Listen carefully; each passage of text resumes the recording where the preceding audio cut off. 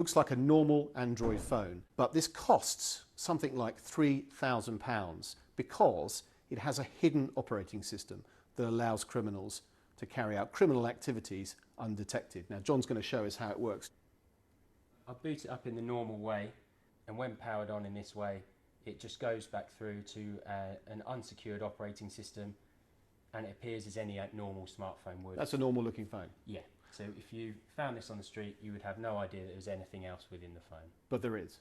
There is, and then if you press the power button in another fashion, it looks like the phone is just restarting, but this time it's going to go into a secured operating system which hides the encrypted applications. And what do those applications allow criminals to do? So these applications allow someone who has an encrypted device like this to talk to someone else who has a similar encrypted device. And this has been used to organise criminal activities across London and throughout other countries. And as you can see, this is now booted up and requires a password for me to go any further. And what would happen if a police officer came across somebody or raided the home of somebody with one of these devices? So if you didn't have the knowledge behind these devices existing, you may think that this is just a normal smartphone. It has an extra function, doesn't it, in case that happens?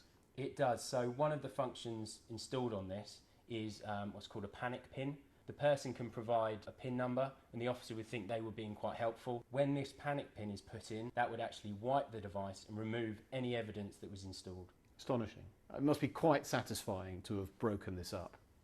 Yes, it is, and it's given us an insight that we didn't have before into the higher tier criminals within the organised crime group.